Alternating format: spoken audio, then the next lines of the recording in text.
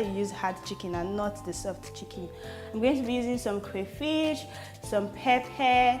These are Uda seeds, and this is the already grounded Uda, and then salt to taste, some seasoning cubes, and my ginger. Okay, so let's get started with this cooking process. I'm going to throw in my chicken, and now I'm going to season this chicken. I'm adding 2 seasoning cubes, some salt to taste, and some pepper. I'm going to add a little water, just very little, because I want my ingredients to marry the chicken. Okay, so I'm just going to cover this up and allow to boil. I'm going to be checking this quite often so it doesn't burn. Okay, so I'm just going to check this because it has been on fire for a while now, and I think it's actually cooked to a point. This is still going to boil, so I don't need it to be too soft right now. So I'm going to add some crayfish to this. I'm going to throw in my lemongrass now. Then I'll add a little ginger. I'm going to add some more water because it's pepper soup, so there must be water in it. I want to add this Uda because I really love the bitter taste it gives it. So I'm going to add just a little, just very little. And now I'm going to stir. I'm going to remove this lemongrass at a point. Once I get the taste I want, I'll remove it. But for now, I'm going to stir. I'm going to cover this and allow it to boil. I really want the ingredients to marry each other, so I'm going to cover it up and leave to boil.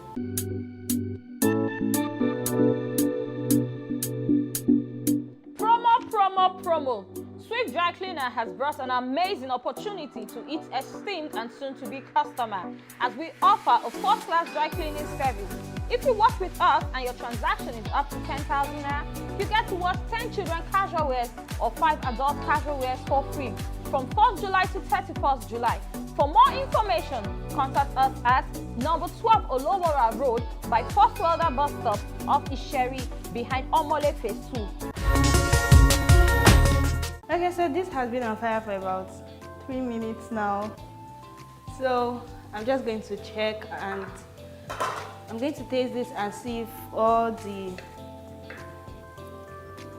ingredients are balanced.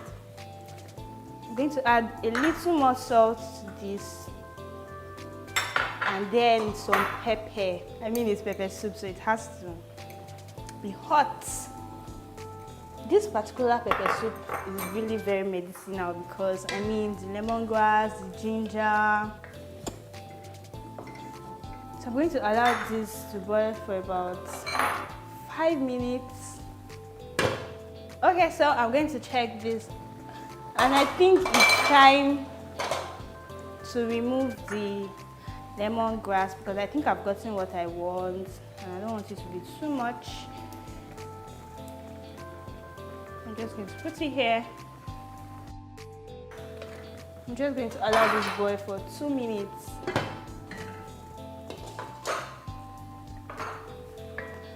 Okay, so this pepper soup is ready, and trust me, it tastes so amazing. This can be eaten with rice, it can be eaten with plantain, your yam, eko, and so many other things we really love to explore. So do not forget to like, share, and subscribe to our channel. I really don't know why you are watching this video and you've not subscribed. See you next week. Bye-bye.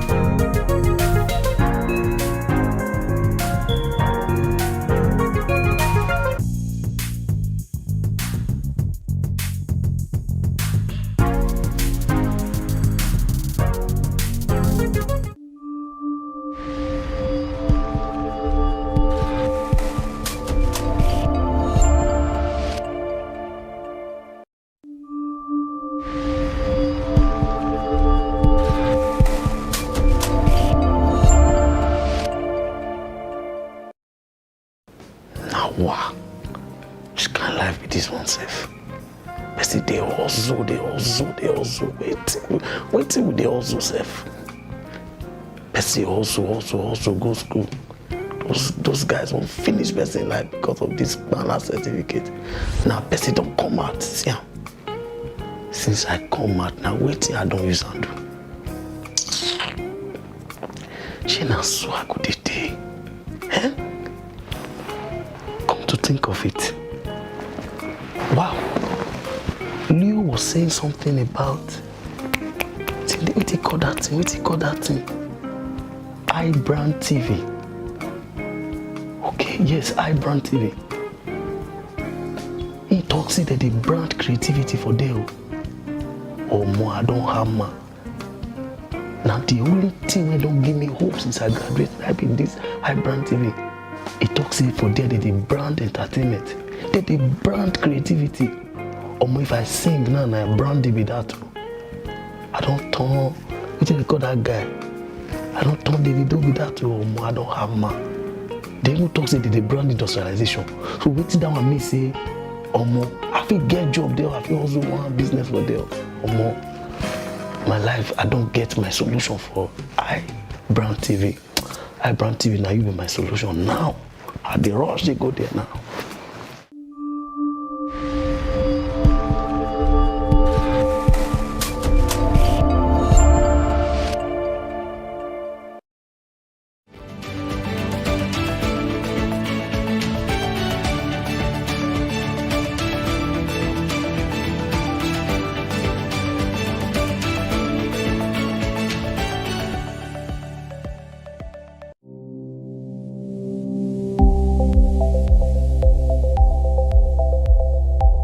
iBrandTV.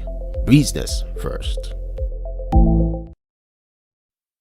Mama, you're coming to Lagos.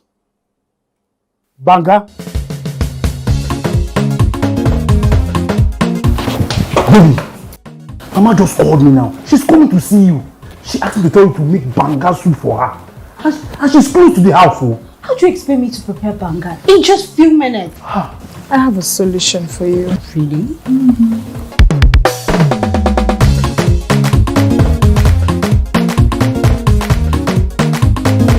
She needs to cook the banga. Not going to enter my family.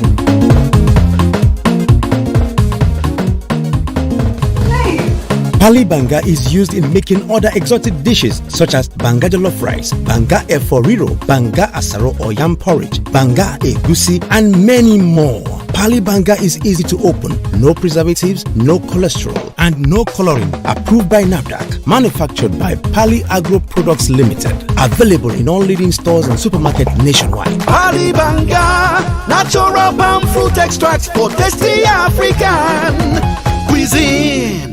You go enter market, just make you go buy fresh palm fruits. When you reach house, you go wash, you go pound, your body go dey pain you, even your fingernails go dey pain you. But make una no worry, make una relax. I get good news for now. Una don hear of banga fresh palm fruit extract. All you need to do now make you go for the open am.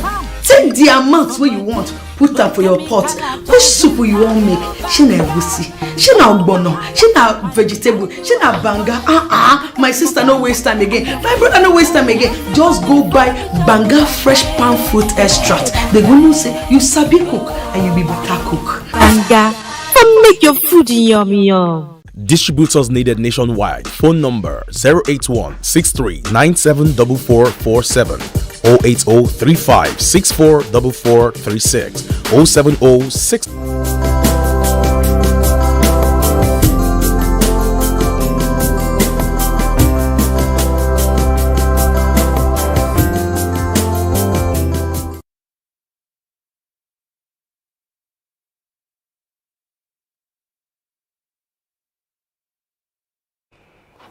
Good morning and welcome to another edition of iBrand Daybreak. It's a Tuesday morning and I'm glad to be on your screens this morning. My name is Margaret Opara and I have with me... Yeah, your day breaks right here on Daybreak and we'll help you. We got all that it takes to help you rise, shine and sparkle all the day long. Just be with us and get it all coming your way. We have, as usual, the news update, papers review. We have a very trendy discussion on the show today. Of course, sports updates comes up with social media buzz bringing up the rear. Margaret, you got the news update. Oh yeah, I got a news update. But before I have the news update, we just got a very short break. We'll be right back. Okay.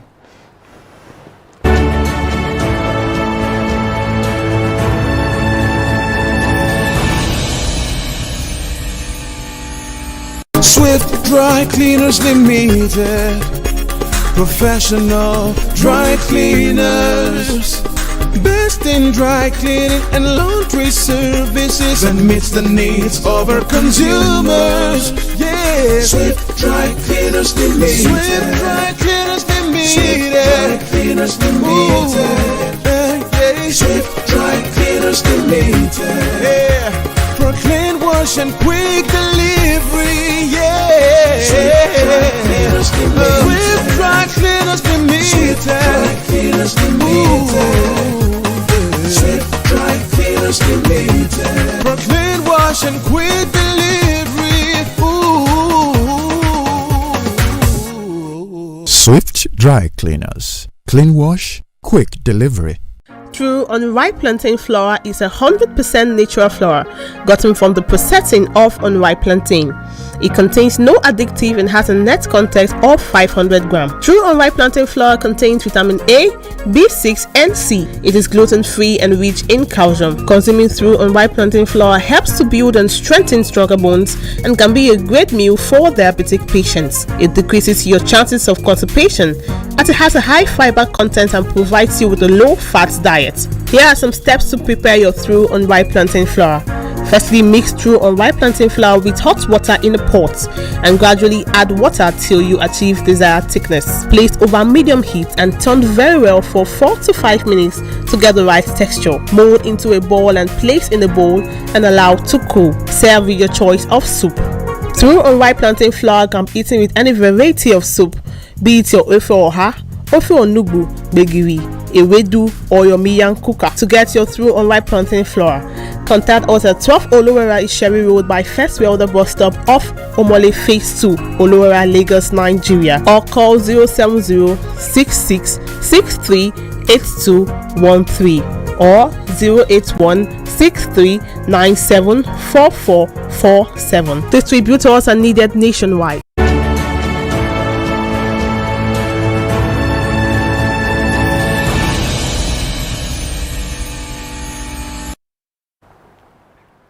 Thank you for staying with us. And now we bring you the news update at this hour. The first story here says the Defense Minister, General Salihi Magashi, retired, says food insecurity has become a new dimension of threat to the nation's stability.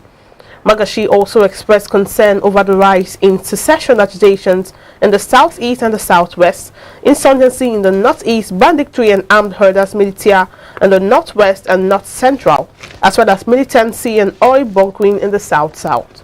He, however, assured that the federal government was determined to stem the threat, as it has already recruited 17,000 personnel for the armed forces and is about to hire 10,000 policemen and officers annually for the next 6 years. And now to Anambra Guba elections.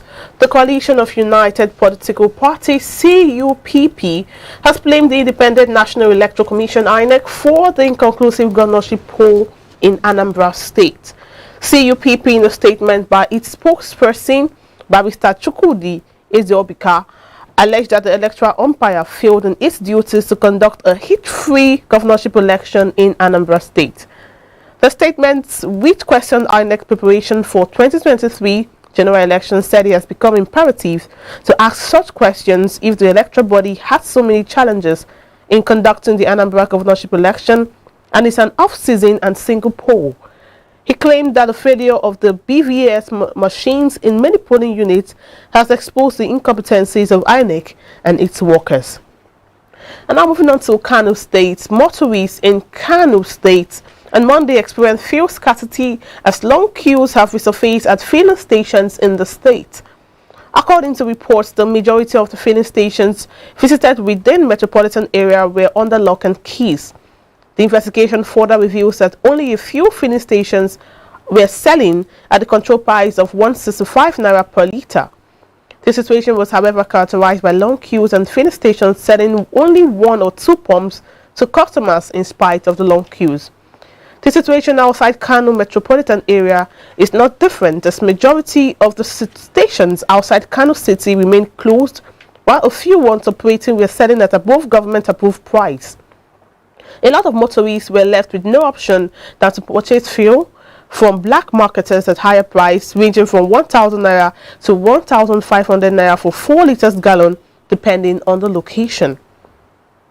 Now, the Nigerian National Petroleum Company Limited (NNPC) says Nigerians should not panic over fuel scarcity, as there are over 1.7 billion liters of petrol in stock. In the statement signed by the NNPC spokesman Garba-Din Muhammad, the national oil company said it was unnecessary to entertain any fear of scarcity of petrol throughout the festive season and beyond. The NNPC assured that more product is expected to arrive to the country daily over the coming weeks and the months. And that's all on the news update at this hour. Right now, we'll go straight into reviewing some top stories on our national dailies this morning. And I'll begin with the Punch newspaper. The Punch here says, the banner headline here says, governors attack Malami over 418 million US dollars consultant fee, say AGF lied. With the writer saying, Hits suggests a special relationship between AGF office and consultants coming from the NGF. State resources needed for critical development should not be frittered away. Further down, Air Force officer arrested over deadly attack on NDA.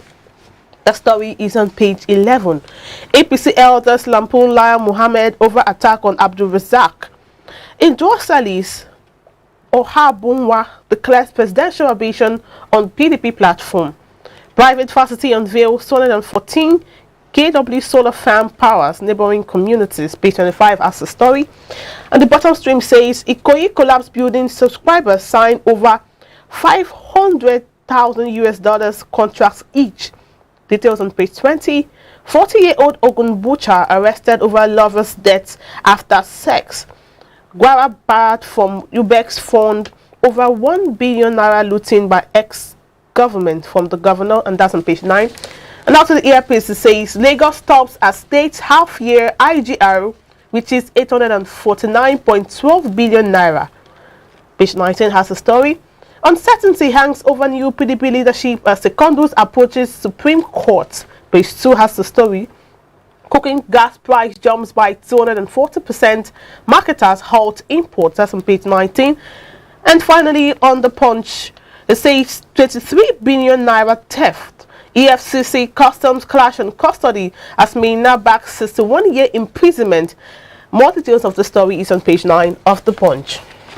Oh, we got this day. Paris Club refound Malami's action against public morality interests, say governors. With writers alleged special relationship exists between AGF consultants above Nigeria's interests.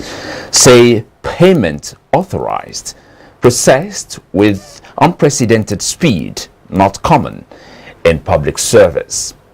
Moving upwards now, all eyes on Ihiala as INEC concludes Anambra governorship election. Riders adjusts voting timeline for supplementary poll. APC alleges rigging to contests result in Supreme Court. State government assures Ihiala people of security as billionaires' sons, daughters mobilize indigents in diaspora. Now, Clean Foundation seeks improvement in BVAS technology. Now, towards the base of the paper, money laundering, ex-pension task team boss, Maina gets 8 years jail term. Okay, now to The Guardian. The Guardian says, start from the earpiece, it says, ECOWAS sustains Guinness sanctions, imposing French ones on Mali. Air Force arrest officer in connection with bandits attack on the NDA. That's an interesting story you can find on page 2. Boko Haram attacks military base in Borno State. That's on page 5. Why Imo Assembly impeached Emezieme as Speaker, installed Ibe. Page 7 has the story. And now to the major story says, candidates upbeat as INEC concludes Anambra Guba elections. And that's on page 2 now. And finally on page 3 says, Abdul Rashid Maina guilty as charged. To the nation right now. Governors, Malami's role in Paris Club refund suspect. Now, row over $418 million consultancy fee deepens, proposed deductions hasty. NDA attack, Air Force sergeant nabbed in Yola. Maina jailed 8 years for 2 billion naira pension theft to forfeit 2.1 billion naira houses. Okay, now 5G network is not hazardous, says NCC. Anambra, Soludo, Ozigbo, Oba, others battle for Ihiela. Moving towards the base of the paper now. NATI to unveil 77 oil firms status in 2.6 trillion tax arrears. That should be it for now. Malami finally is jailed for 8 years. Maina. Yeah. I beg your pardon. It's okay. I didn't mean Malami. That's a mistake, I guess, yeah. So Maina, Abdul Rashid Maina, yeah. Nothing had really lingered. You know, at a point, people felt the issue was swept under the carpet, like most other cases, in the past. But this time around, the case resurfaced, and at the end of the day, he's jailed for 8 years. How do you feel about this? Before I say how I feel, I want to understand how somebody can comfortably hold on to pensions that belong to people. Now you see when you see pensioners when you see them trying to fight for their pensions, you're wondering, these people are old and feeble, they need these things, and then someone is sitting on it and you think it's the right thing to do. Not sitting on it, in fact he spent it.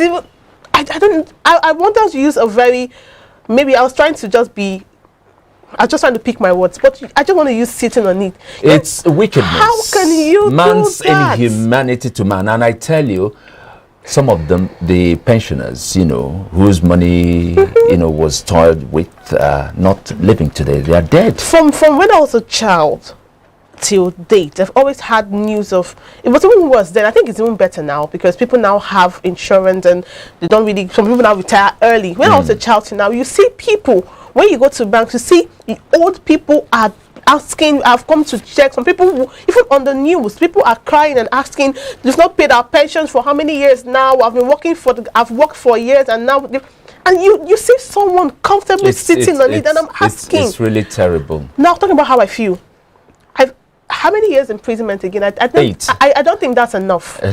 Maybe a life imprisonment would have been better. That's what what I feel. To serve as a deterrent to others. You don't do that. But I'm really, you know, the reason I'm really happy about this is that it didn't happen like similar cases in the past. Now it shows that the judiciary actually they're doing the work. I hope this same measure will be extended to other cases. There are so many of them that we've not heard anything about today, and everybody is like uncertain. This case is forgotten. Are they ever going to come up again? What is going to happen? How are the culprits be penalized and all that? So Maina's case should serve as a deterrent. All right, I want to move on.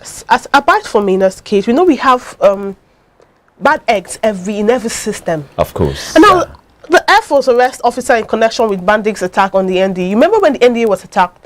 Someone on this platform, or if I guess, said there was a sabotage somewhere. He had to. There's an adage that says it's the inside rats that goes to tell the rats outside that there's food in the kitchen. Okay. So how?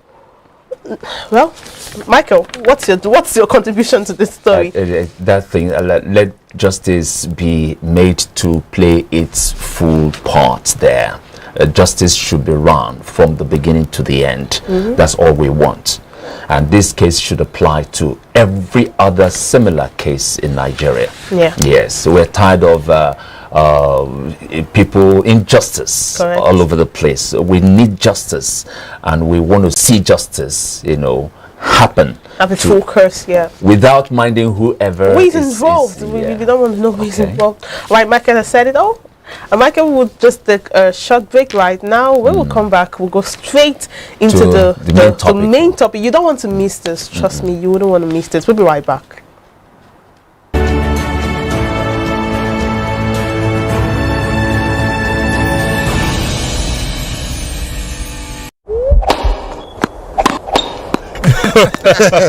Oh boy, winning you was so easy. I just couldn't stand those your powerful shots. That's what happened. Really? Let's go to my place for dinner. This fufu is so nice. It's true unripe plantain flour. True unripe plantain flour is delicious. Yes, true unripe plantain flour is what I serve my husband for swallows. It's easy to prepare, fortified with vitamin A, low in sugar and cholesterol, rich in fiber that helps the heart, builds and strengthens the bone, and his energy level is boosted. True unripe plantain flour, no additives, 100% natural, a product of Pali Agro Products Nigeria. True unripe plantain flour, available in all leading stores nationwide.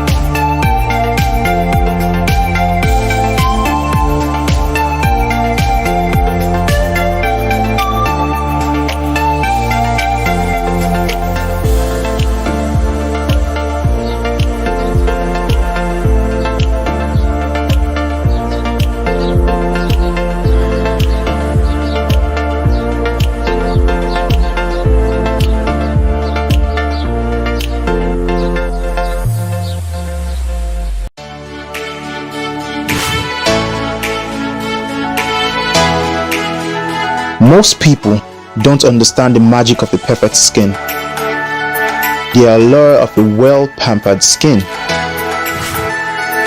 We bounce from skincare products to skincare products, from spa to spa.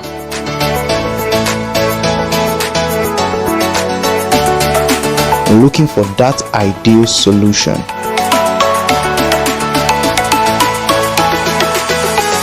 I found the solution.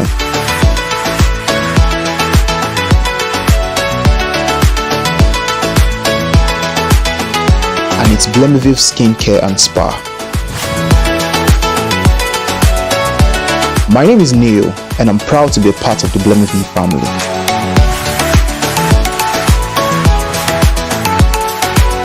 Mama, you're coming to Lagos. Banga. Baby, Mama just called me now. She's coming to see you. She asked me to tell you to make banga soup for her. And she's close to the house. Oh. How do you expect me to prepare banga in just few minutes? I have a solution for you. Really?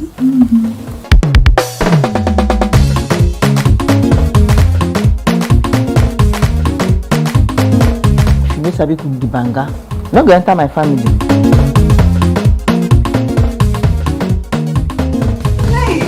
Pali banga is used in making other exotic dishes such as banga jollof rice, banga eforiro, banga asaro or yam porridge, banga egusi, and many more. Pali banga is easy to open, no preservatives, no cholesterol, and no coloring. Approved by NAFDAC. Manufactured by Pali Agro Products Limited. Available in all leading stores and supermarkets nationwide. Pali banga, natural palm fruit extracts for tasty African cuisine.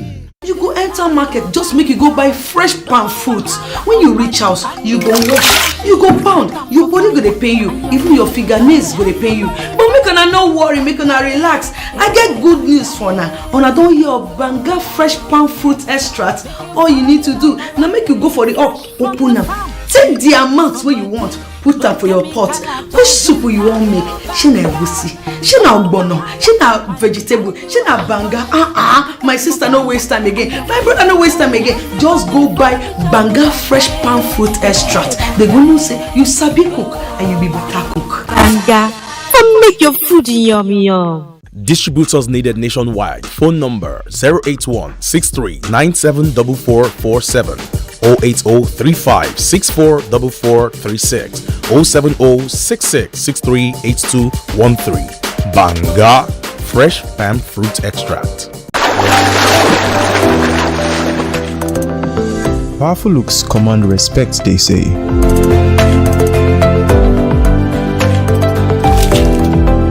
The perfect body, the perfect grooming, and ultimately the perfect skin. Looks, style, and grooming makes the ultimate man.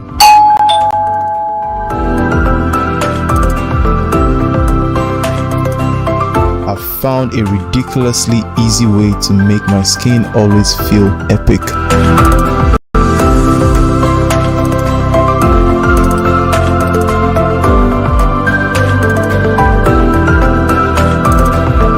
My name is Neo. I found Blemiviv, and now my skin finally makes sense.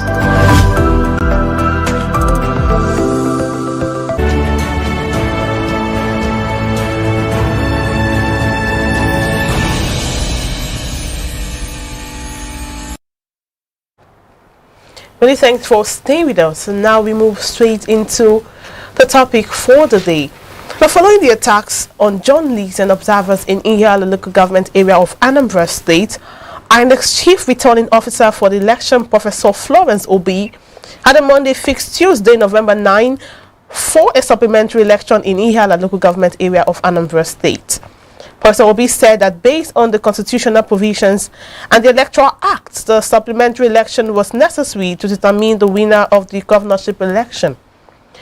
Joining us right now is public affairs analyst Martins Lumba. He joins us via phone call to help make sense of this conversation. Good morning, Martins, and thank you for joining us. Good morning. A pleasure to be here. Yeah, Martins, welcome to the show. Thank you. All right, Martins, to Anambra election, we saw how it panned out. People expected that there would be a lot of violence and with all the security personnel deployed to the state, but it came out peaceful, beating the expectations of most Nigerians. What's your take on the elections? Well, it's a good development that the election took place and that it was generally peaceful and that a number of Anambarians participated in the process.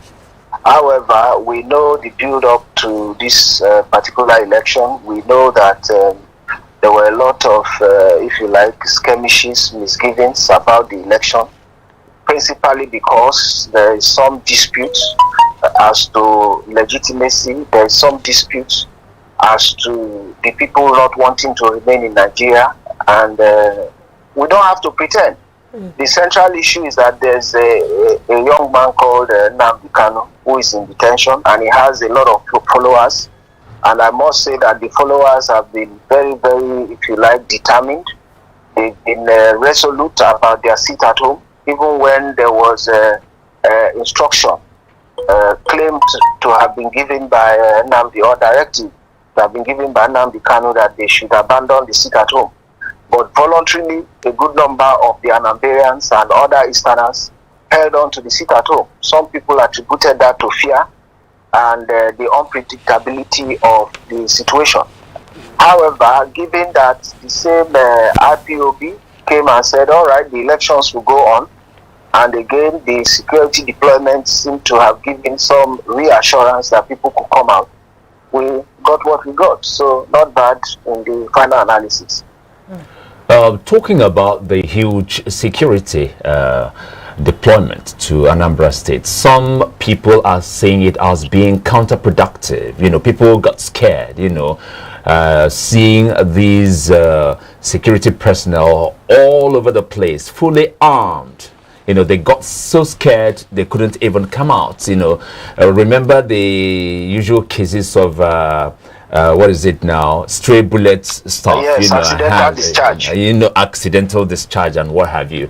So because of this, I think kudos should go to the IPOB that's talking about the indigenous people of Biafra, the banned one, you know, for that last minute instruction or directive, relaxing the order on a sit at home. Wouldn't you buy that idea? The way I see it, you know, this thing called fear is two ways. The government that is in charge of security, you know, had their own fears, and then the IPOB, knowing that their leader is in captivity, also had their fears. So between the two extremes, their positions more or less shifted. That is the way I see it. So to a large extent, it wasn't as if the IPOB was very excited about the elections holding, nor was it that the government was very excited about making that kind of huge deployment. But given the circumstance, they had to find a middle ground to move forward. So to that extent, one would say that yes, the development was more or less encouraging. But again, you know that at the end of the day, voter apathy, you know, reluctance to come out to vote was still there. And again, the palpable fear was still in the atmosphere, regardless of all of those preparations. But again, we will say that it was a better development, a better outcome that at least the election did hold. Why was the case of Ihiala peculiar? Of all the 21 local government areas, you know, it was just Ihiala that was... you know that resistance can be measured. You can say that the degree of stubbornness in certain places more or less is not the same. The Ihiala people, you know, before now, I know there was some skirmish. Some people died before this time, and to that extent, they were very, very, very reluctant to participate in the process. And don't forget that some sections of the IPOB movement were still insisting that the elections, you know, should not hold. So I want to believe that those in the Ihiala told the line of the elections should not hold, and they also had some grievances regarding the skirmishes that happened before now. So to that extent, they wanted to have their pound of flesh. So I believe that more or less they had their way. That is precisely what I believe took place. All right, now the Nigerian civil society situation room mentioned that the rate of votes buying, it was widespread in Anambra elections, and also the CU people has come out to say that the disruptions, or the, would I call it disruptions, or inconclusive elections in Anambra State was due to INEC's disorganization. They were not really ready, and it reflects on how the 2023 election would be. Do you agree to that statement there, or you have a contrary opinion? To a large extent, preparedness has always been a challenge for INEC. We know that a few years before now, the general phrase was inconclusive. You know, we saw what happened in Oshun, we saw the outcome in Kogi and a number of places. Now, INEC has introduced another gadget. They say they have their biometric voter accreditation, the BVAS. And at the end of the day, yes, it malfunctioned in a number of places. So, to that extent, we should be able to say that, yes, INEC faltered. We should also be able to say that, regardless of the voter apathy, you know, INEC should have used this opportunity to shine. But at the end of the day, they didn't really shine. So, INEC, you know, did not prepare adequately. I suspect that they were also anticipating that there was going to be violence, so they needed to tread cautiously. But at the end of the day, well, we have some results, but I wouldn't say that that is impressive. If you have registered voters of that number, and at the end of the day, you just have about 20% representation coming out to vote, or even less. I don't think that is good enough. But again, we just have to move the process forward. So far, APGA has got like 18 of the 21 states there, with one each going to PDP and YPP. With this Ihiala election, supplementary election taking place today, do you ever see the possibility of the outcome changing the dynamics? Interesting. The only thing I can tell you is that this is Nigeria. The unpredictability of events, I must say that is where we have our strength, or that is where this regime has its strength. Some of the things, the outcomes that we see, they are nothing short of magic. So to that extent, do not be surprised that something untoward happens in Ihiala, because if you have written exams before, maybe in a higher institution or even in primary school, at some point you hear things like area of concentration. So now that you have imagined the way that it is, of course, Ihiala can spring surprises. This is a country where you had elections in a state, and the whole registered voters were said to have voted. Nobody fell sick, nobody died, nobody. So anything is possible. With the kind of budget that is there today, Ihiala becomes the area of concentration. So if you were to buy votes before with 500 naira, with 1,000 naira, with 5,000 naira, parties can afford to buy votes with 50,000 naira now and go for the kill. So that's where we are. Anything is possible. All right. Yesterday I was looking through some comments on social media about this Anambra State election. Just like my colleague mentioned, I was even going to ask this question. Now, some person said that if 18 out of 21 local government areas have been won by APGA, why not go ahead to declare Soludo winner? And the person went further. Now, this is the reaction of a Nigerian. He went further to say that, but we live in a country where rigging, there's a high rate of rigging. So never can tell if the other parties are trying to use that as an opportunity to rig the election. So this is a reaction from a social media user who is a Nigerian. So I was thinking, I'm trying to ask you now, is it that INEC couldn't have declared the winner, or they had to? Now you've mentioned area of concentration, knowing fully well that these parties, we live in a country where vote buying is the order of the day of any election. So don't think INEC would have done that?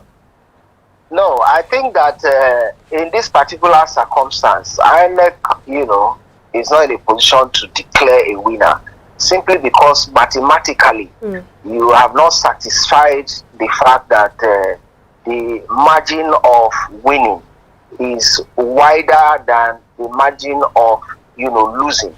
By that I mean that if you look at the total number of votes cast and you look at what is outstanding, for instance in Ihiala, I understand that Ihiala registered voters are about 148,000 or thereabout.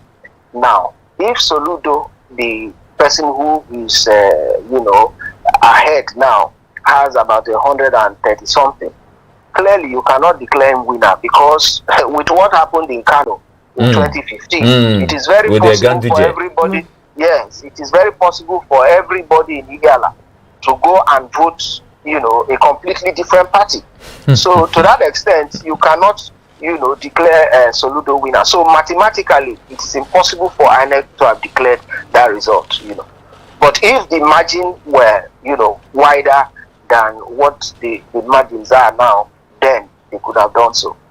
All right. Now let's talk about the INEC, and there was a report that an INEC and ad hoc staff absconded with result sheets for a particular local government area, and also we saw videos of the vehicles trying to go used to convey this electoral materials, where nothing short of, I don't know what to describe this, but it's not befitting for an election. Yes. So okay. Well, like we started this discussion from the beginning, we said that anything is possible in Nigeria. But But again, the challenge for logistics in Anambra, I don't want to excuse anybody, but I think that with the kind of palpable fear, I also know that a number of people who had been, if you like, commissioned to do certain jobs, at the last minute, they decided to back out. So at that kind of late hour, it is possible that was the challenge that these people that were arranging the logistics had. So we always had issues like this, even when there's no possible violence in states. We've had cases where the vehicles, you see so many different kind of bad vehicles used to convey, even boats capsizing, all of these things. The reason is simple. We'll go back to what Fayoshe said about stomach infrastructure. Now, you know that in the chain of spending government money, you find all kinds of people in between the request or the requisition and the delivery. You could call them middlemen, you could call them hungry men, as the case may be. So if maybe you're giving 10,000 naira to do a job, and your job is to convey materials to a certain location, and there is no extra beyond the 10,000, and somebody comes and says, yes, I could do this job for 10,000. Now, the go-between who needs the stomach infrastructure, he is not likely to part with the 10,000. He would rather go for one rickety vehicle that will get the same job done, regardless of how the vehicle appears in your eyes. If he can pay 1,000 and keep 9,000 for stomach infrastructure, he will tell you that at the end of the day, the materials got to the destination. So that is what counts. So to that extent, it's a peculiar Nigerian syndrome, and it is really unfortunate. However, be that as it may, the situation with Anambra, like I said, initially, it may have to do because of the palpable fear. So that could be a factor. Okay. But then again, let us not forget that nothing is impossible with Nigerians and with Nigeria under this regime. Yeah. So to that extent, everybody just has to be vigilant. That is the best we can do in the circumstance. Thank you so very much, Martins Lumba. My pleasure. All right. Thank you so much, Martins Lumba, for sharing your thoughts on this. But before I let you go, I want to ask you a very short question and briefly, with all of the things that have happened, in preparation for the 2023 election, what do you think INEC should do and do well, just so we don't have a repetition of past events or an inconclusive election again in 2023? Briefly, I think that the problem with our elections, to a large extent, has to do with the disarray of the electorate. Nigerians should find some common ground, build bridges, even if not across the entire country. There must be, a power block that can challenge, are you with me, constituted authority as it is now. Because the rascality that we see in government, the impunity that we see in government, we cannot allow it to fester for too long. It will not help this country, and that is my opinion. I believe that the electorate, they need to begin to build bridges before 2023, and at the end of the day, when you have a mass, reluctance or a mass enthusiasm to get something done, the result will be completely different. So I wish us well. Thank you so much, Martins. Thank you. Thank you so very much. Okay, that's been Martins Lumba, public affairs analyst, doing justice to the discussion we have this morning. We have our fingers crossed before the end of the day. Hopefully, we'll finally have a winner emerging. While we face today's exercise with optimism, we'll be taking a break here. And very shortly, we hope to have the sports presenter come on here with a sports update for you. Stay with us.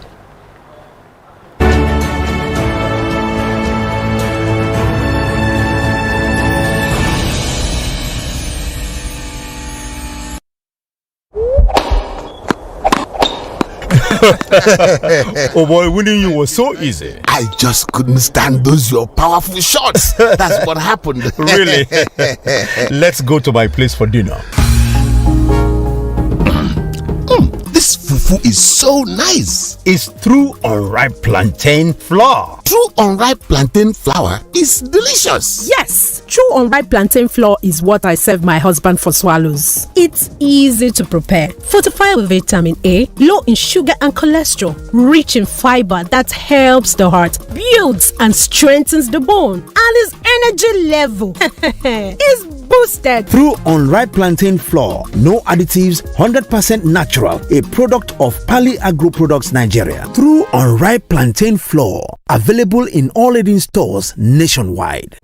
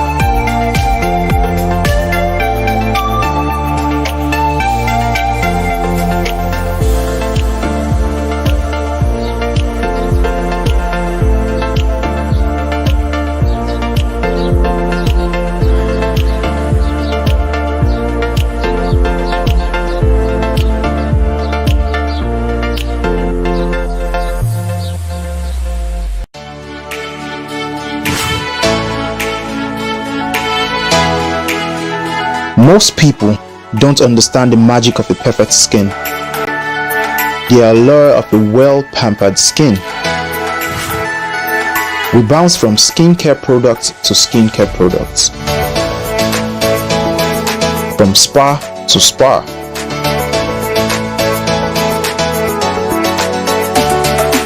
Looking for that ideal solution.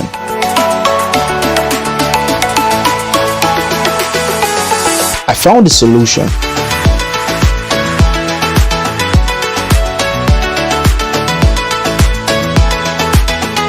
And it's Blemiville Skincare and Spa. My name is Neil, and I'm proud to be a part of the Blemiville family.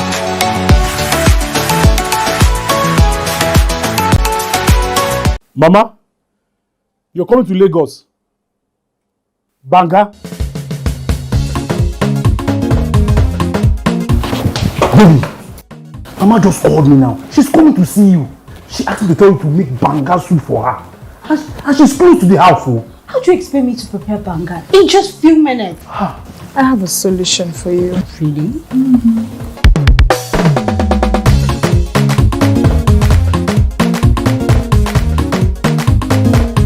If you need to cook the banga, not going to enter my family.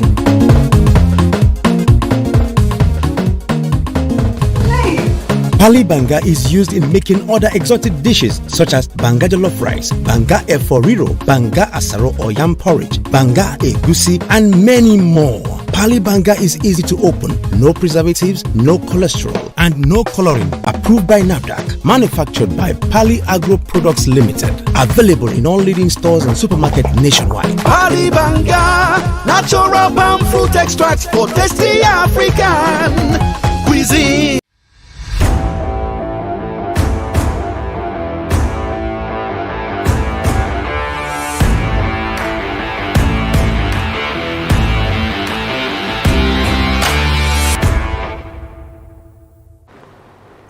Welcome folks to Sports Update. We begin Sports Update at this hour with the sad news coming from the French national team camp that Manchester United's midfielder Paul Pogba has been ruled out of the qualifiers against Kazakhstan and Finland. The French midfielder sustained a hamstring injury late in yesterday night's training and was seen leaving the camp with French doctor Frank Le Gall. This means that Paul Pogba will probably miss Manchester United's match after the international break. It must be said that Paul Pogba missed Manchester United's last two matches, having suffered a red card against Liverpool in the previous 5-0 demolition. Now the French midfielder is set to return to action in the early weeks of December. And still talking sports updates, we move on to St. James's Park, where finally it's been confirmed. Eddie Howe has been confirmed as Newcastle United's manager on a 3-year deal. He signed the deal yesterday night until 2024, the summer of 2024, where he will be in charge of St. James's Park. It must be said that Eddie Howe, the former Burnley and Bournemouth manager, was at the stands during Newcastle United's 1-0 draw against Brighton Hove Albion, which left the side rooted at the bottom of the table with just 5 points from 11 games. It takes charge of a Newcastle side that are 19th on the log with 5 points from 11 games, and its first match in charge will be at home at the St. James's Park against Brentford after the international break on the 20th of October. And that's it on Sports Update. I'm Samson Oloide.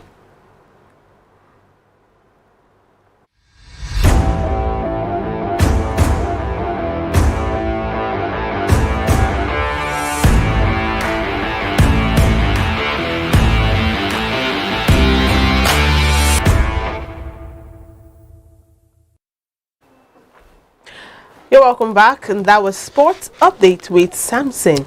And now we'll go straight into the social media buzz. Now, interestingly, the social media buzz, it's something really hilarious, and it's happening. Michael, should I laugh? Okay, let me read it first of all before I laugh. Well, since you've decided to laugh, I don't even know what makes you laugh. Okay, no, but let's hear it. I saw Samson's haircut and I laughed, and it was Samson is my person. He looks good. He looks amazing, by the way. Samson, you look amazing. But then in relation to his kind of haircut, you know. Okay. Now, okay. Let's hear it. All right. Now, someone said kids of nowadays are lucky they can choose their haircut freely. In our days, your father would just tell the barber, "Let it shine." You know. Now you know why I'm laughing, right? Okay. All right. Now, responses said. Didi Marlo said, "I remember one Christmas after I've pictured the badass haircut I want barb. Me and my papa go salon on 24th. Now Christmas is 25th, so they went to the salon on the eve of the Christmas. I come sit down, make baba barb my bad ass haircut. Baba say make the baba barb me molo, like a whole me molo. Well, I think molo means the shine haircut, like what they call it, gorimapa, I guess." So it was like, that was my worst Christmas ever. And someone else was saying, those days, if I don't keep my head well safe, now slap from the barber. I can imagine. Come Edward, we said, I remember my brothers crying because of Abolo's Abolo's shine haircut. You know, these names they call it, really makes me laugh. Abolo's shine haircut. Then the school cap is like Boyalinko's cap. Straight 1 week is for wearing of cap I bought home and in school. Wow. Antonia said, those days after cutting me that kind of hair, now speed that they take reach out, I can remember that. And Halimatsu said, Baba be razor. Now my mama they barb my brother's head with razor. Whoa. Osha, those days asking for a haircut style is like disrespecting the barber. The barber said, go IUA. Grace said, Bombay at the style back then with my August showing in 4 angles. And finally, someone said, haha, let it shine, let it shine, let it shine. So, you know, the response from Nigerians are very, very epic. So, some people call it Abolo shine, some people call it, I don't know. What do you call this kind of hairstyle? I don't even know. Skin cut. Well, that's the English version. Who is asking for English version? Skin cut. And let me tell you right away, this is the very first time I'm wearing this kind of cut. Why are you reporting yourself to the viewers? It was accidental. It wasn't intentional tell us at all. Tell us your story. Honestly, what happened was I went in there. This is not the guy who usually does the haircut for me. I went in there last night and I told him what I actually needed, and he did what he spoiled it. He spoiled it. He was giving me one kind of funny style, you know. I said, okay, rather than carry that funny style, please scrap everything. Did and you that's pay the reason him? Of course I have to pay him. Of course I had to, because he worked. At the end of the day, I had to pay him. For someone who spoiled your hair, you paid him? He did the job. He rendered the service. Maybe some people, they will fight. Okay, I agree with you. They will fight and they won't pay you and nothing will happen. And at the end of the day, they'll justify it. Yeah. I agree with you. But I have to, being a gentleman, well, thank God you didn't fight. But I can imagine someone doing, imagine you came to the studio with this kind of that kind of hairstyle the barber did for you. No, I don't know, because you don't even know how funny that the haircuts looked. I can imagine how you look on that. Well, then growing up, it wasn't. I've always been a fan of cutting my hair. In fact, my dad, I talk about my dad a lot here, but he likes haircut a lot. Like for females, he's one of the things he admires. Interestingly, that was one thing he saw in my mom. I made him like her. Oh, really? She had a low cut, and we used to wear Channel O earrings, and used to wear shorts. And he likes ladies. Does he still maintain it? my mom still maintains her haircut to date. Wow. And she even likes... she does that because of your dad? No, she used to do that before she met him. So it was in the process of... He saw a lady with low cut. I'm like, oh, wow. Fine lady. And then, till day, my mom doesn't... So I grew up... So she wouldn't be spending so much money even when you buy her wig, she'll just keep the wig, and my sisters will wear the wig. So the thing is that growing up, I've always been a fan of low cut. Okay. But my sister wasn't a fan. So one of the days we went to cut our hair. My mom wanted to cut our hair. My elder sister has really long hair, dark long hair. So I was happy to cut my hair. And it's a Becca, the one you roll and beautiful style. You carve the front. So I was happy to cut my hair. My sister wasn't happy, so she was crying and crying and crying. My mother was like, "You will cut your hair," because she likes haircuts also. So I just stood up and I removed the apron from. I just angrily stood up, but I didn't want my sister to cry. Her hair was beautiful. She didn't want to cut it. I just stood up. I told the barber, "Don't touch my sister's hair." You know, the little girl telling you, "Don't touch my sister's hair." I took off the apron from her and I told her, "Stand up, let's go." And that was that was how they didn't cut my sister's hair. So even today, when I think about, remember what gave me that kind of boldness to do that? I just told him, "Don't touch my sister's hair." And even my mom was, the surprise of, who is this? And your mom didn't react to that. Well, that's few moments of surprise. Okay, before you finish getting yourself wet, I didn't left the place. Wow. Oh, well, at that point, my sister couldn't even choose whether she wanted to cut her hair or not. Parents didn't really give children choice. For now, you see a child of 6 years, "Mommy, I want to style. Daddy, I want to style." They'll barb it for those days. You can't try it. Different people have different reasons, especially for going for the skin cut. Some for hygienic reasons. The stress of combing and all that. They don't want it. I don't even like the stress of combing. If not for this beautiful iBrandTV, I'm sure you'd have one day you see me in the studio with a haircut, tinted gold. I'm sure you like it. We look forward to that. Are you sure you look forward to that? Honestly, all right, I'm sure the viewers also see it look different. All right, then I will do it. Yeah, I will do it. All right, thank you so much for joining us. I'm sure you enjoyed this conversation. You enjoyed the show, because I did. I'm sure Michael did, and his new hairstyle. We hope you don't use that barber next time anyway. Never. I never go there again. Never. Making me laugh. I'm sure the viewers are laughing wherever they are. Well, tomorrow is Wednesday, and before you know it's Thursday, tomorrow you know it's Friday, and we're in the weekend, because I love weekends a lot. But before then, we'll just continue with this, and I'll wrap up the show with a quote from David Brinkley that said, "A successful man is one who can lay a firm foundation with the bricks others have thrown at him." A successful man is one who can lay a firm foundation with the bricks others have thrown at him. Someone also said, when life throws you lemons, you make what? Lemonade. And when life throws you pepper, you make pepper soup. My name is Margaret. Thanks for watching. Quite funny there. Thank you so much for being part of the show. Have a great day. Michael Nath here.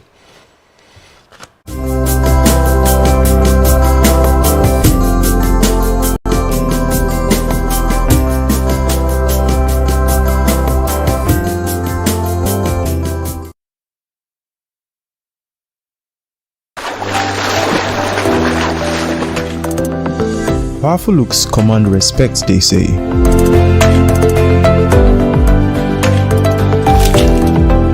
The perfect body, the perfect grooming, and ultimately the perfect skin.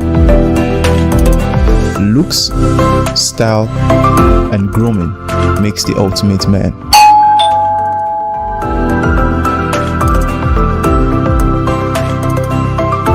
Found a ridiculously easy way to make my skin always feel epic.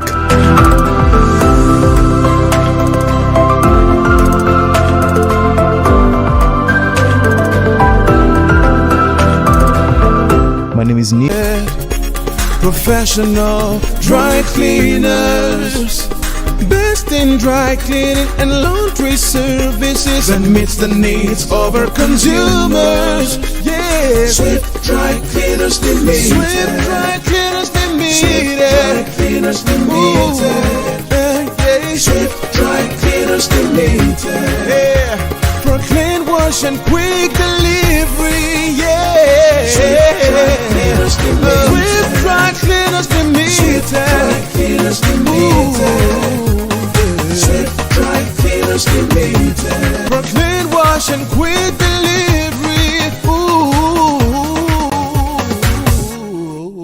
Swift Dry Cleaners. Clean wash, quick delivery. True unripe plantain flour is 100% natural flour gotten from the processing of unripe plantain. It contains no addictive and has a net content of 500 grams. True unripe plantain flour contains vitamin A, B6 and C. It is gluten-free and rich in calcium. Consuming True unripe plantain flour helps to build and strengthen stronger bones and can be a great meal for diabetic patients. It decreases your chances of constipation as it has a high fiber content and provides you with a low-fat diet. Here are some steps to prepare your True unripe plantain flour. Firstly, mix True unripe plantain flour with hot water in a pot and gradually add water till you achieve desired thickness. Place over medium heat and turn very well for 4 to 5 minutes to get the right texture. Mold into a ball and place in a bowl and allow to cool. Serve with your choice of soup. True unripe plantain flour can be eaten with any variety of soup, be it your ofe oha, ofe onugbu, begiri, ewedu, or your miyan kuka. To get your True unripe plantain flour, contact us at 12 Olowera Isheri Road by First Welder bus stop off Omole Phase 2, Olowera, Lagos, Nigeria, or call 070-6663-8213 or 081-6397-4447. Distributors are needed nationwide. Oh boy, winning you was so easy. I just couldn't stand those your powerful shots. That's what happened. Really? Let's go to my place for dinner. This fufu is so nice. It's True unripe plantain flour. True unripe plantain flour is delicious. Yes, True unripe plantain flour is what I serve my husband for swallows. It's easy to prepare. Fortified with vitamin A, low in sugar and cholesterol, rich in fiber that helps the heart, builds and strengthens the bone, and his energy level is boosted. True unripe plantain flour, no additives, 100% natural. A product of Pali Agro Products Nigeria. True unripe plantain flour, available in all leading stores nationwide.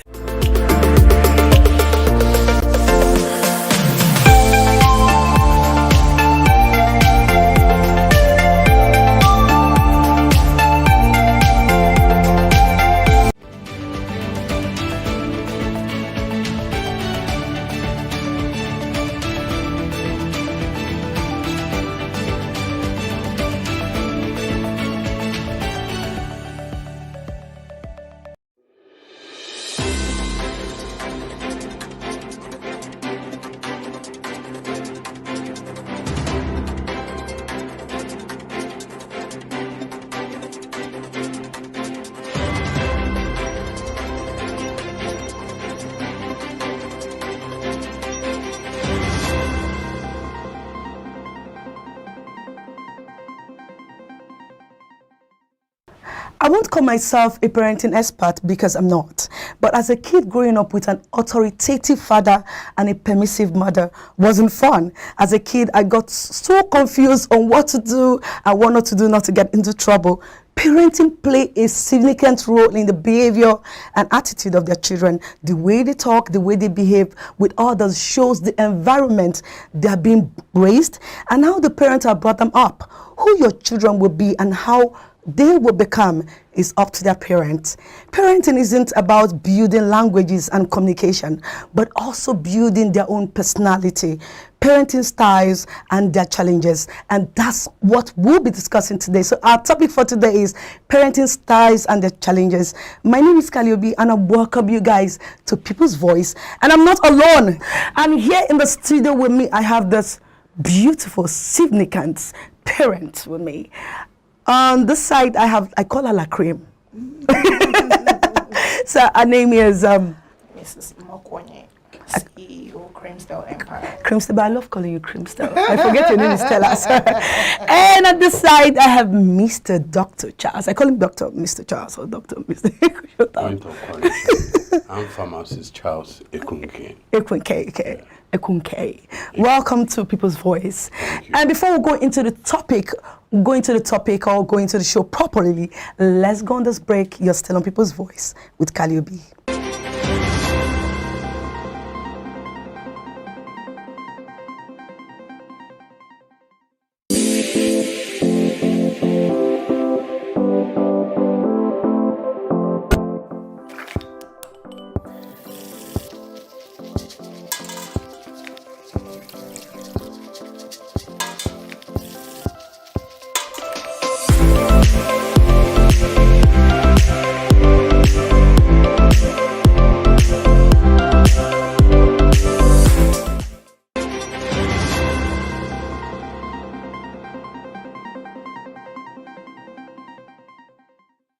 Welcome back to People's Voice, and like I said, I'm not alone. You guys can see I got yellow and I got black, yellow and black, yellow and black.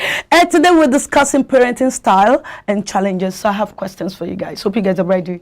Put on your ready suit because you can see my gun.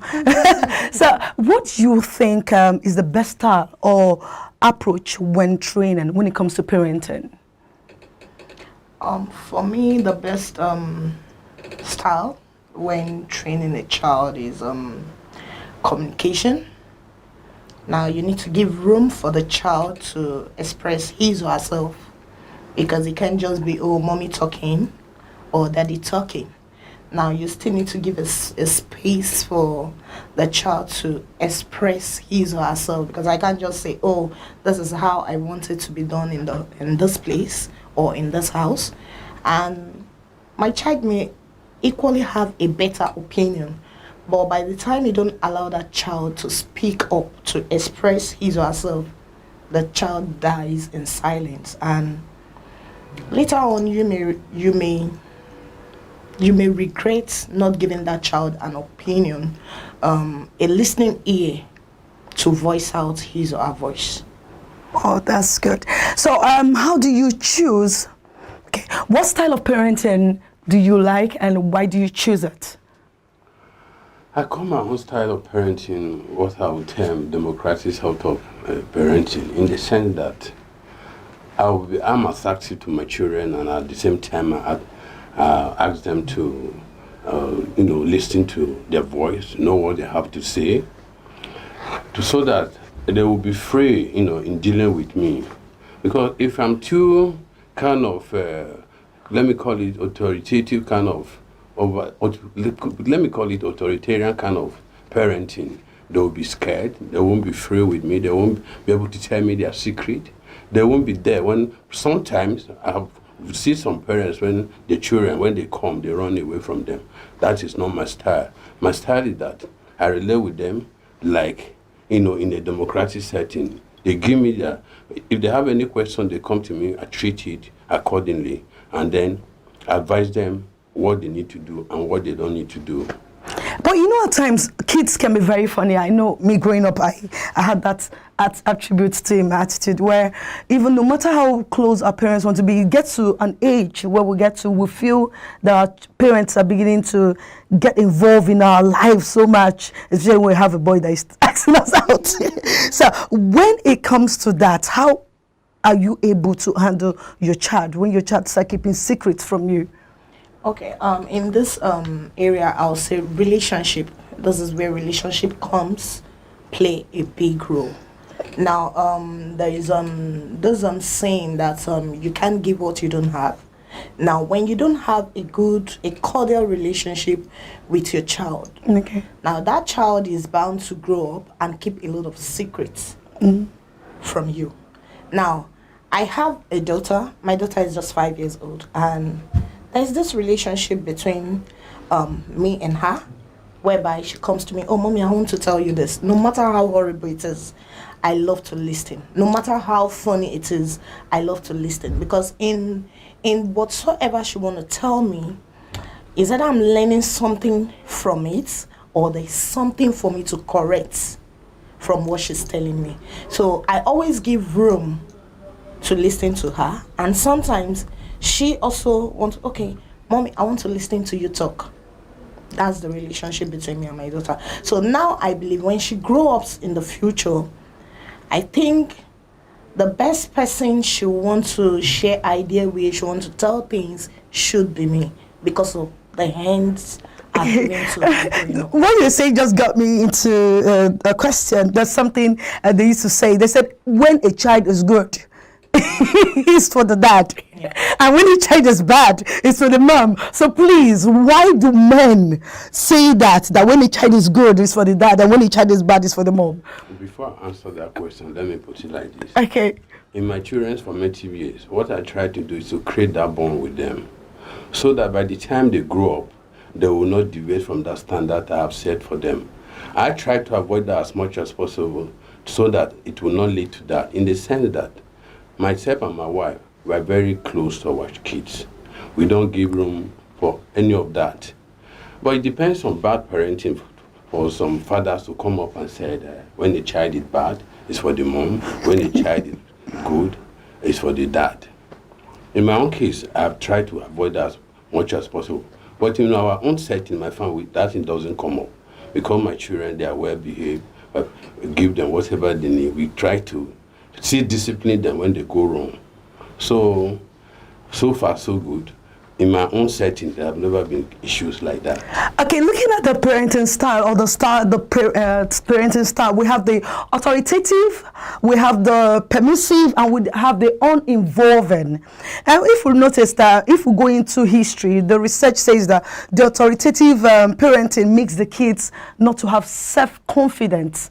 Their self-esteem is so low. While the permissive, the kids, yes, they have the self-esteem, but in the academics is very, very, and the uninvolving parent, that one is, so which of them do you fall into? Do you fall into the authoritative? Do you fall into the permissive? Or do any of you fall into the uninvolving style of parenting? Well, for me, I fall into the permissive parenting because is a give and take for me. Now, I can't impose my will always on my child. Okay. So I rather prefer, okay, let her talk, let me talk. Now, I know at the end of the day, we'll come to an agreement. But by the time I decide, okay, yes, it has to be all about cream store, is all what I want. Okay, in this house, it has to be what mommy is saying, what mommy is saying. At the end of the day, you're losing that child.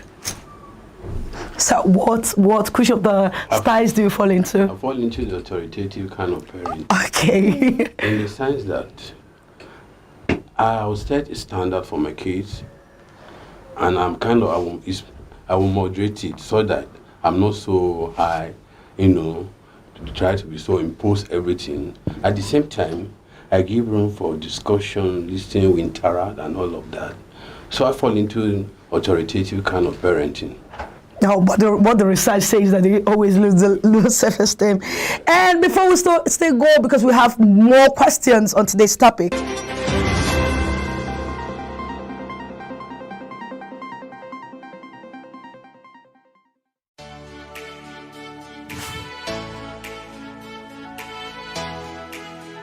Most people don't understand the magic of a perfect skin, the allure of a well-pampered skin. We bounce from skincare products to skincare products, from spa to spa.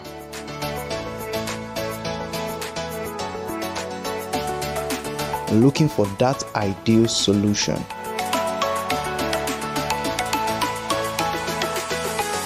I found the solution.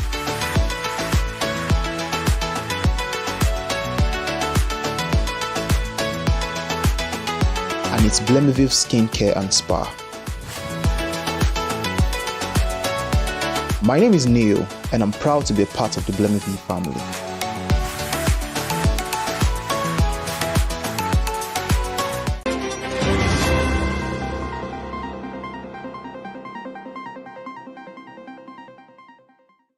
And the next question is, what are the merits and the demerits of different styles of parenting? Let me move to him. I always come to you at the time. So, okay. The merit of my own style of parenting, which is authoritative type, is that I give room for interactions so that the child will be, when he grows up, will be, he will not be scared or want to relate with me very well. At the same time, I try not to be too soft in each one or to be too hard in any of them. So when you are too hard, they will tend to run away from you. They don't want to discuss with you. Then their performance in their social life will not be so good. The academy, that is if I'm too hard on them, the academic performance might not be too bright.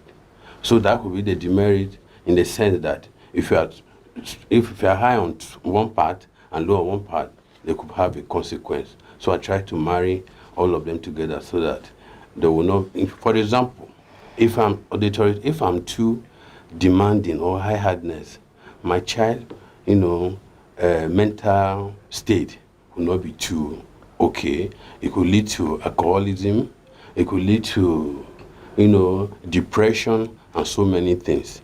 So that is what I'm trying to say, is that I try to be, lenient on. So I can say, and I like when you're choosing for the children's career, the future. Do you choose them, or do you allow them to choose and you support them? Well, I'll always support my kids when it comes to their career. For I have a request when I grow up, if my request will be granted. Now, I love to sing. Okay. And someday I wish my daughter or my son will stand on a stage with me and we dig it together. So no matter what their career may be, if they can fulfill this wish of mine, I'm good to go. I was thinking you're saying you have a request. Maybe she has to be Miss World. No. But you see, so you've heard, I'm sure she wants you to sing. Okay. Okay. You guys have heard it all on People's Voice on today's topic, parenting style and challenges. And you guys have heard what they have to say on today's topic. If I could give you a minute to advise parents on what not to do when bringing up their kids, what will you say? Well, for me, always give the children room to express themselves. That's all. Right, sir. Yeah, in my own case, I will always advise parents to, for example, the last question you asked, if you can choose maybe a course for yes. your kids, I will look at the areas they are good at before. That's been on authoritative. Yeah, okay. The areas they are good at before, deciding what they do. I will not interfere with what they do. So what I would advise parents, give your children room to do whatever they want to do and guide them accordingly. Growing up, I wish my dad was here to listen to you guys, but Dad, forgive me, not my fault. He was the one that you will need to be a doctor or nothing. And my brother's lawyer, the other one was... We had so many things that we need to become from my dad, and we never became that at the end of the road. And okay, I wish my dad was here today to listen to you guys, but Dad, forgive me, you were very, very authoritative. But anyway, my dad wanted me to be a doctor. My brother was supposed to be a lawyer, but today I am a presenter, and I'm sure he loves it. Watching me on his phone, he's like, that's my baby girl, yes. So parents should please support their kids. Learn to be your child's best friend. Once you're your child's best friend, your child can tell you anything. They can open up on anything to you. And when they are their age that they can part ways with you, not like death or anything, no. When they become parents of their own, they will, what they've learned from you, they will teach to their kids. Like they say, train up your child, so when train up your child the way you will love, so when you grow old, they will never depart from it. That's all we have for you guys on People's Voice. Until another episode on People's Voice, be good. Like I always say, love yourself. Bye.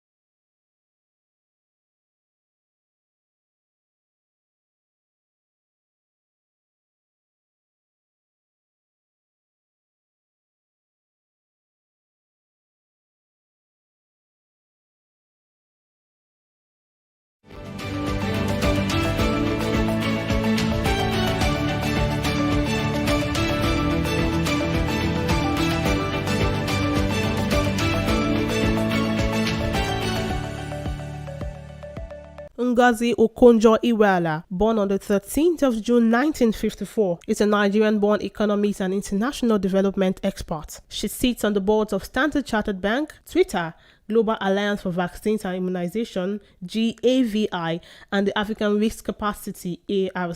Ngozi Okonjo-Iweala spent a 25-year career at the World Bank as a development economist, scaling the ranks to the number 2 position of Managing Director, Operations from 2007 to 2011. She also served 2 terms as Finance Minister of Nigeria from 2003 to 2006 and also from 2011 to 2015 under the leadership of President Olusegun Obasanjo and President Goodluck Jonathan respectively. During her campaign to become the next Director General of the World Trade Organization, it was revealed that Ngozi Okonjo-Iweala became a U.S. citizen in 2019 after spending several decades working and studying in the United States of America. Okonjo-Iweala served twice as Nigerian Finance Minister and also as Minister of Foreign Affairs. She was the first female to hold both positions. During her first term as Minister of Finance under President Olusegun Obasanjo's administration, she spearheaded negotiations with the Paris Club that led to the wiping out of $13 billion of Nigeria's debts, including the outright cancellation of $18 billion. In 2003, she led efforts to improve Nigeria's macroeconomic management, including the implementation of an oil price-based fiscal rule where revenues occurring above a reference benchmark oil price were saved in a special account. She also introduced the practice of publishing each state monthly financial allocations from the federal government of Nigeria in the newspapers. These actions went a long way in increasing transparency in government. With the support of the World Bank and the IMF to the federal government of Nigeria, she helped build an electronic financial management platform, the Government Integrated Financial Management and Information System, GIFMIS, including the Treasury Single Account, TSA, and the Integrated Payroll and Personal Information System, IPPIS, helping to curtail corruption in the process. As of December 31st, 2014, the IPPIS platform had eliminated 62,893 ghost workers from the system and saved the Nigerian government about $1.25 billion in the process. Ngozi Okonjo-Iweala was also instrumental in helping Nigeria obtain its first sovereign credit rating of BB- from Fitch Ratings and Standard & Poor's in 2006. Following her first term as Minister of Finance, she returned to the World Bank as a Managing Director in December 2007. In 2011, Ngozi Okonjo-Iweala was reappointed as Minister of Finance in Nigeria with the expanded portfolio of the Coordinating Minister for the Economy by President Goodluck Jonathan. Her legacy includes strengthening Nigeria's public financial systems and stimulating the housing sector with the establishment of the Nigerian Mortgage Refinance Corporation, NMRC. She also empowered Nigerians women youth with the Growing Girls and Women in Nigeria program, GWIN, a gender-responsive budgeting system, and highly acclaimed youth enterprise with innovation program, UWIN, to support entrepreneurs that created thousands of jobs.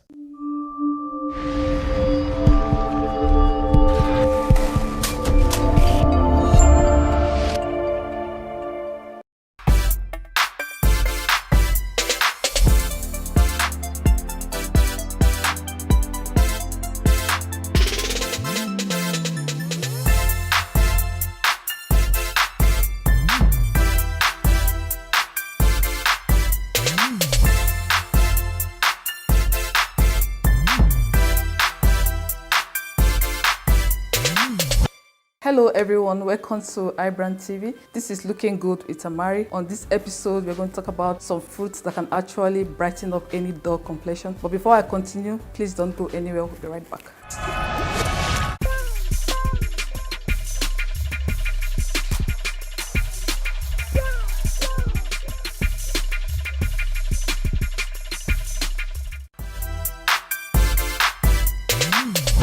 Welcome back from the break. You know, the skin play a very important role in keeping our body free from germs. This might sound unbelievable. There are certain type of fruits that once you eat them regularly will help cleanse your skin from within, which automatically transcend how you appear outwardly. So on this episode, we are going to talk about some of these fruits. First of all, let's look at lemon. Lemon in the beauty world is referred to as nature bleach. Lemon helps to lighten the skin safely in a very healthy way. Lemon also reduces blemishes and spots on the skin. A squeeze of lemon in warm water every morning and a little bit of honey will do a very remarkable job. In fact, you will not believe how your skin is going to look if you do that all the time. The next fruit you're going to look at is papaya. Papaya is predominantly sought after in the beauty world because it is used in soap. It's also used in face mask. It is used in some lotions, you know. Papaya, once you eat papaya regularly and even mash it and apply it directly on your face, is going to give you a youthful, vibrant glow because papaya contains carotene and even some essential enzymes that speed up cell regeneration. What up, it's your boy DJ Humility. Hello, my name is Jimmy Black. Hi, my name is Rose Tinola. 1212, this is DJ Zemo live from New York City, you know. You're watching iBrandTV. Check that down. Shout out to the wonderful job you guys are doing. Shout out to the presenters, to the camera crew, and everyone else. Big ups, yeah? Stay tuned. Thank you.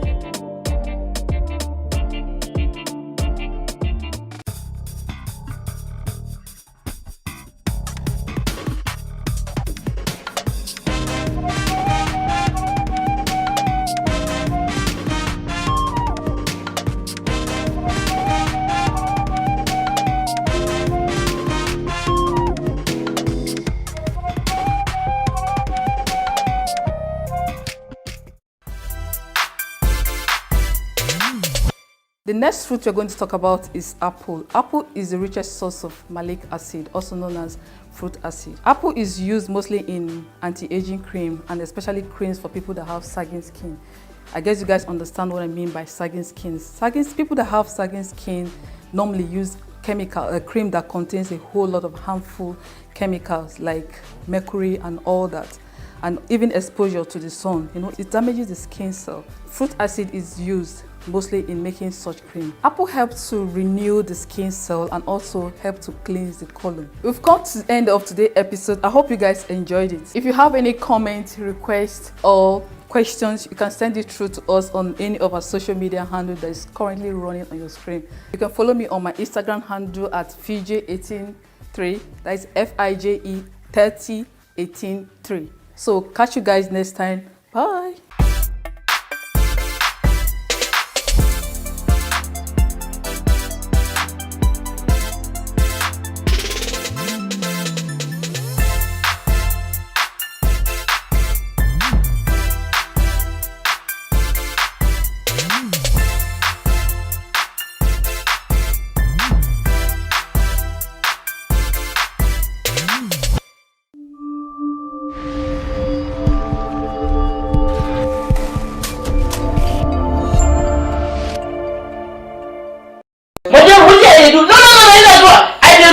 Nigeria. Look, I'm office of the I touch Nigeria. Very good. So madam, we get a Sir, I wrote the exam. Okay. And I passed. Only for me to go and tell the professor that I passed and he failed me. Only for me to get there. Yeah. And he was not harassing. Harass. But in as well, that's where I talk now. I want to laugh you, I want to beat you, I want to busky you. He was touching me. Who is? In as well, Professor. In as well, I touch him for a citizen of the Nigeria. Yeah. Well, I be broadly less cut criminal. Go just that's right. Offense number 1 for arresting a Nigeria citizen. Offense number 2 for sexual harassment. Offense number 3 for body trafficking of a fellow Nigerian female person. Everything I will blow the ground. Officer! Yes. Look, just wait before you look. As a citizen and a good citizen and being an officer of the law, you should be at a very high sensitive intelligence. How dare you bring this girl, imagine this girl, how she should dress like this into my office with this short gown. She came to toy with my mental intelligence. Why won't my body intelligence respond to her? You to look. Also look at her. Just look at her again. Madam, in as well. Now like this, I address comes the office. Worse than this. Yeah? Worse than this. See, you can see. Look at the gun. You see. See, can you see she's pulling it down. She came here to play with my emotional intelligence. But as a strong professor, I stood my ground. I be good citizen of this country. Very well. Of the Nigeria representative. Very well. Madam, you are a criminal and you are under arrest. Exactly. For deceiving a fellow human being. Offense number 2, for tempting a professor. A professor. Offense number 4. Number 3. Where I go for the big one where I was sending Bashing into my lecturer monumental edifice. That's it. Yes. You can put it in general. In general. I answer for professor. Anyway you want to write. Madam, you are under arrest 7 years imprisonment. Exactly. Oga, don't. Yeah, exactly. Officer, Madam, this is just how my person UK where I grew up. So what's wrong with it? Madam, this is Nigeria. This is not UK. They don't dress like this for Nigeria. Madam, what did I do? No. I did not watch Nigeria. No, I'm officer of the. I did touch Nigeria. A home officer of the law, and they arrest me. Oh, well, like a criminal offense, I don't flinty. Yes. I brought you here to arrest me. That's right. Oga, Professor, well, you are under, madam, you are under arrest. What? Well, you are under arrest for misconduct of attitude towards a Nigerian citizen. Case I close. Piroro.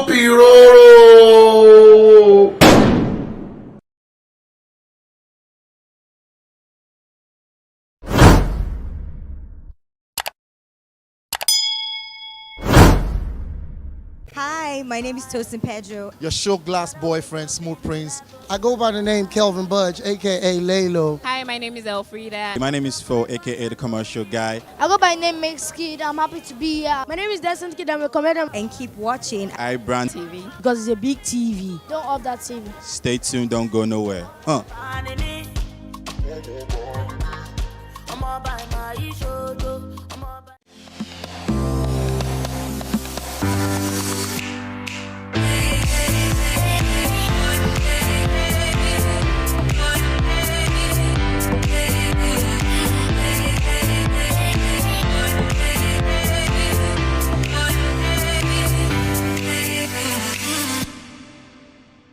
My name is Dr. Alabi Adekemi. I would like to speak with you today about diabetes.